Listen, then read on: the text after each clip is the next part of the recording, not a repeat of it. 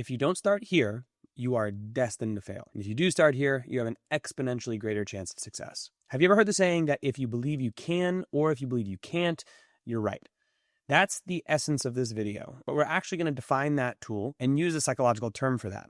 And the term is self-efficacy. By the end of this, I'm going to show you 3 actionable ideas you can use to improve your overall belief that you are capable of succeeding. If you clicked on this video, I'm going to assume that you want to be a better man. If that's not the case, I don't really know why you're here, but that's what we're going to go in with. You want to be better. You want to change. You want to potentially eliminate something that you're doing or add something to your life that you're not doing. Whether it be you want to yell less, you want to work out more, or whether you want to eat different or love more or express your ideas more or work harder, whatever it is, I'm going to assume that you want to be different than you are now. If that's the case, you should first and foremost, let's call this step 0, be able to name it.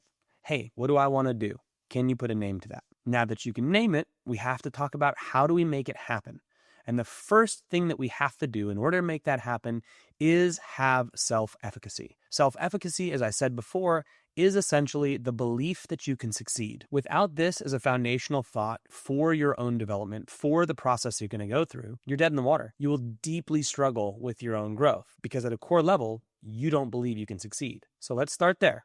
Ask yourself, do I believe that I can succeed in the thing that I'm going to chase, whatever it might be? If you answer yes, and it's a resounding yes, you don't need this video. You can move on to step 2, which is how you actually put the process of change into place, which is a video on anti-fragility. I'll get into that in a little while, but that's not the point here. Now, if you had any hesitation in your belief that you were able to succeed, then the rest of this video is for you. These 3 steps that I'm going to go over are things that I'll be taking from a gentleman named Dr. Albert Benduras. He was a psychologist and a professor of social science at Stanford University, as well as spent the vast majority of his research career and study on the understanding of self-efficacy and how it plays a role in human change theory. If you want a deeper dive into any of these things, look up any of his books or any of his research. It's fantastic stuff. But in his research, not only did he identify that self-efficacy was a core belief structure that people had to have in order to receive positive change, but he also developed a bunch of ways that we can intentionally improve our self-efficacy. The 3 I'm going to talk about are mastery experiences, vicarious experiences, and verbal and social persuasion. Mastery experiences are essentially having small successes or having successes in any way. And the idea is that if you are not seeing success, the likelihood that you believe you can see long-term success is much, much lower.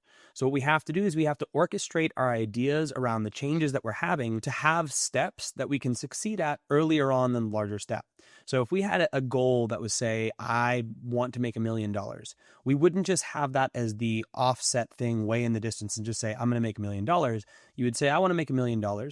But first, I need to figure out what business I want to be a part of. So step 1 is, what business do I want to be a part of? A success would be identifying the business that you want to go there. So you set up that goal, you have that smaller goal, you celebrate that success when you define the business that you want to have to get there. And then another step along the way would be your first $10 that you make, and then the next $100 that you make, and then the first $1,000 that you make. And these are all small successes that allow us to snowball our essentially good thoughts around our ability to succeed in a way that we stick to whatever we're doing and start to increase our belief in our capacity to succeed. How to use this would be say, okay, what is my goal, my long term? What is a smaller bit of success that would show me that I'm heading in the right direction? Set that goal, try and hit it. Creating an environment where you have mastery experiences, so setting smaller goals and celebrating those goals when you hit them, is essential to improving overall belief that you can succeed. That's mastery experiences. Number 2, we have vicarious experiences. So vicarious experiences are seeing other people succeed that are like you.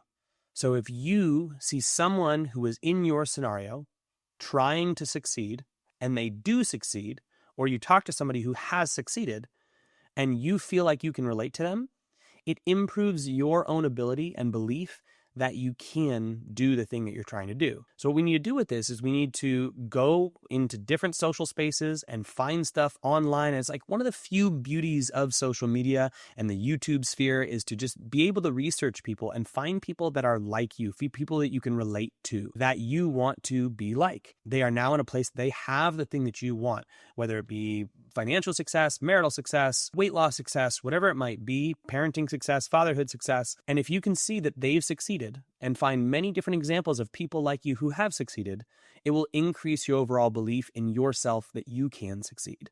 Now, within this, the closer you are to the person, like the closer you know them, like if it's a personal friend or if it's a family member, the easier it is to relate to them. If it's someone really distant on the internet and far away, if that's your only option, go for it. But the tighter of a connection you feel, the more likely you are to believe that it is possible for you. That means if you can, reach out and meet these people and talk to them and see if they can share with you wisdom from along the way, times that it got tough for them, things they did to mitigate that toughness and make their lives move the direction they wanted to move. So these are vicarious experiences, and it's basically experiencing other people's successes who you feel like you can relate to. And the last piece that I want to talk about, and it's not the last piece in overall building self-efficacy, but it's the last one we're going to do in this video, is verbal and social persuasion. So verbal and social persuasion is putting yourself into places where people are supporting you, whether it be mentors or friends or a paid coach, whatever it might be. When you have people who you respect, who you have put your faith and care into, and they offer you positive feedback or hold you accountable, it's much higher likelihood that you believe that you're going to be able to continue to succeed because they're there helping you stay accountable.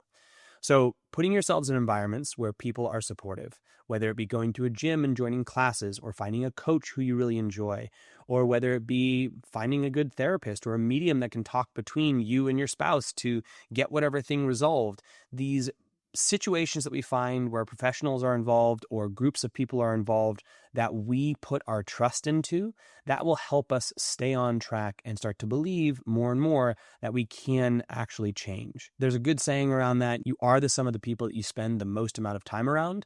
So try to put yourself around good people. If that's not possible for you, it might have to be in a digital space, but if at all possible, do find social settings of people who will support you as you go through these experiences of trying to be a better version of yourself. So each one of those things should be a pretty tangible, clear takeaway. If you're lacking in self-efficacy, start here. Let's build our self-efficacy. Through 1, mastery experiences, having those small successes. Through 2, vicarious experiences, seeing other people succeed who are like you. And step 3, verbal and social persuasion, finding groups of people and finding mentors and coaches who can help spur you along the way. The idea in all of this is to set a goal and see yourself achieving that goal and actually believe that it's possible for you. Without that belief, you're dead in the water. So if you want to change, if you want to be better, start here. Believe that it's possible, because that is the first step in order for it to actually be possible. Once you have that step, though, it's now a matter of looking at what levers you can pull to elicit the change. What are the things you can start doing that actually manipulate and force growth? I'm going to talk about that more in my next video. It's going to be on anti-fragility. It's a mindset around stress plus recovery leading to growth. But until that video comes out, if you wanted to watch another video on how to use your phone less and be present more, you can watch that one right here.